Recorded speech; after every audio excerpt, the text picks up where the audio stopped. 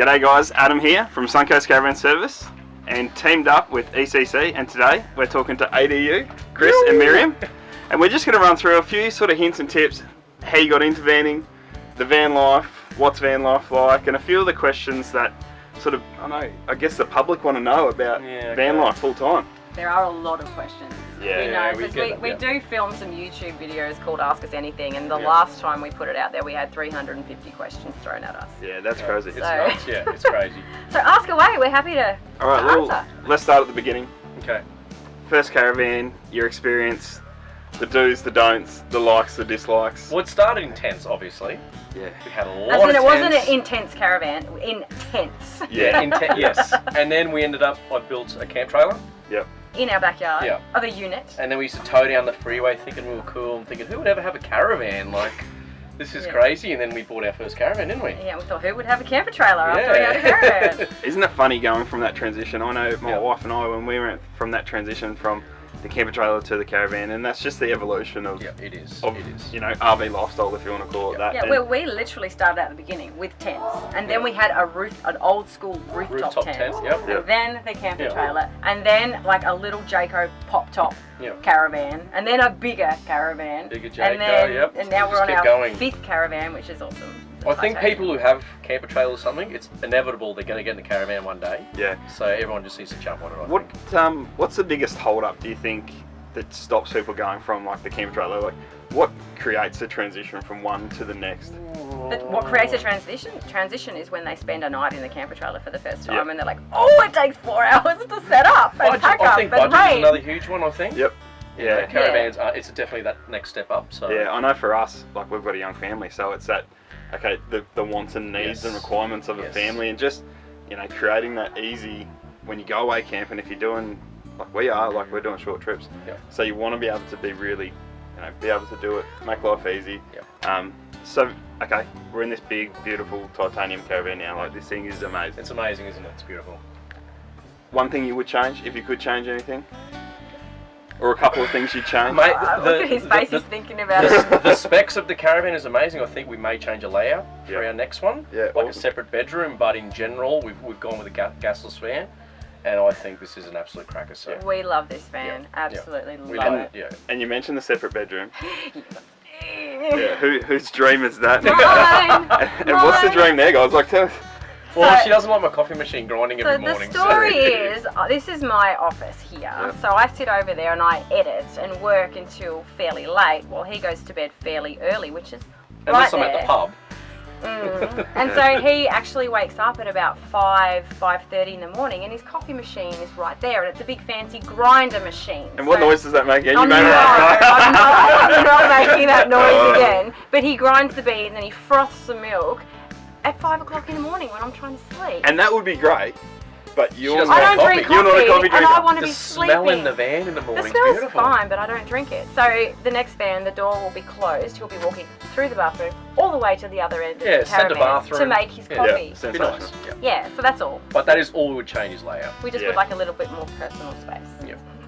And that comes from being on the road full time. Yeah. Yes. And these are the things that people don't realise when they're not on the road full time. Like, that's something that doesn't appeal to us because we're doing weekend trips with our kids and that sort of thing. But for someone on the road full time, you need it's crucial. You need that little bit of time. We don't, as much as we do everything together, we don't do a lot of things together. Yep. So we're not using the same computer screen. We're not watching the same stuff. We're not doing the same things. Yep. So and we're doing different things at the same time. Yep. So just a little bit of space. Yeah.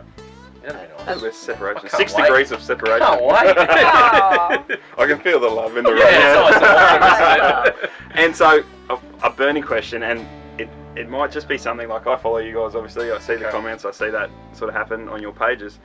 And a question that I see all the time, you get hit with it, is how do you make money on the road? And you guys have the best lifestyle, and do you even work? And aren't you lucky? Yeah, that's a funny one, isn't it? Did mummy and daddy leave you the money? And and for me, I've known you guys for a little while now. I see how hard you work. I've seen other people on the road that are creating a lifestyle on the road and what that really takes. And people don't understand the work, the effort, the hours. It's taken a lot of sacrifice, a lot of hard work, hasn't it? Yeah. And it doesn't stop. And I say this all the time. We both ran our own businesses before we hit the road full time. And I feel I am putting in way more hours now than I was when we were in a house running my business and partly doing ADU on the side. So my screen time is usually 10 and a half hours a day. And that's just... It's huge. It's just a good office. Yeah. An epic office. Always an epic office. It's a really hard workload, and it's not always enjoyable, but we love what we do, and we do love the fact that if we don't like where we are, we can up and move, and we get to, I mean, you're working the same amount of hours I'm working running my business, you know, running our team of like 55 staff. You're like, oh, good luck with that. But like, you're doing the same amount of hours we're doing. Well, let me doing just it in a different office. It's 10 hours of screen time. That doesn't include filming. So the filming, the dumping. It'd be probably 16, 17 hours a day would be what we do, and that's day in, day out. And so, you know, this is what it takes to bring a serious amount of content, bring YouTube, bring Facebook, bring Instagram, Pinterest. TikTok, sorry, like, you know, and that they don't realise. No, it's all platforms. It's not a lucky lifestyle, it's a hard-working lifestyle. And 100%. I think so many people that they go, we're going to sell the house, we're going to sell the, you know, we're going to sell everything, and we're just going to go on the road, and we're going to get sponsors, and life's going to be easy. It's definitely not that. No, we didn't. And people ask us, how do you get sponsors? And they actually started approaching us after we'd been doing it part-time for, 3 years or something. So we don't actually go out and search for them. They see the content that we put out. They see the value that we bring, and they'll come to us. But So guys, what's one piece of advice? Like for people that want to take that plunge, they're in the 9 to 5, they want to take that plunge, get on the road, they've seen the lifestyle, they want to be a part of it, they want to see what it's about. What's one tip you can give to someone to, you know, to help make that first step? And the first thing I guess would be to understand that what you see is not what happens. So we're not living the dream, and it's not chilled out, and it's not relaxed all the time. It's really, really hard work, and like I said, it's harder work than doing the normal 9 to 5. So firstly, understand that, and if you're all good with that, you need to pick the platforms that you want to work on. For us, it's all of them. And then you need to be consistent on all of them. So, and like I was saying, it's not just one post on Instagram. So you need to see what's trending. So now it's more reels than posts, and then you have to do stories, and then you've got to do, if you're doing YouTube, you've got to keep up with the shorts and the stories on there. You're making me tired, just listening. And you know, well, the thing is, the platforms are always changing. So even TikTok now has got stories. So you've got stories, and you've got the videos in TikTok, and YouTube has got the stories, and it's got the shorts, and it's, you know what I mean? Like, so every platform is always changing. So you have to be on top of that, and you have to be consistent. Just be genuine and enjoy what you're doing. And I was about to say, just keep it simple. Just enjoy it. And you guys are like, you know, one thing I love about the content you guys put out, it's raw, it's real. It's not as raw as you see, trust me. But it's, you know, it's you guys just living a lifestyle on the road, and it, you know, there's no scripts involved. It's no scripts. It's just you guys doing what you do, being who you are. And I you have to be yourself. People will love you or they'll hate you, and that's just the way it is. That's the first most important thing. Is you have to be a likable person to who you're putting your content out to. You have to be genuine. You have to be real. You have to be fun. And then you have to be consistent.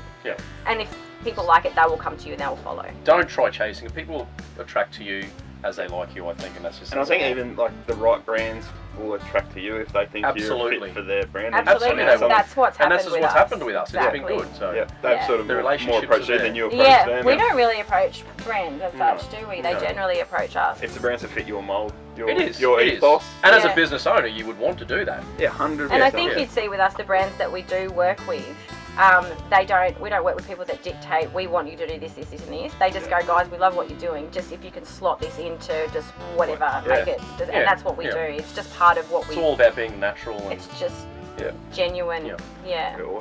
All right, guys. Thank you very much. I really appreciate your time. Thanks for taking me into your van. It's amazing. Beautiful, isn't it? Anytime, it might be for sale soon if you want it. Well, there's an offer. All right, guys. Thanks very much. Bye for now. No worries. Thanks very much, guys. Thanks, guys.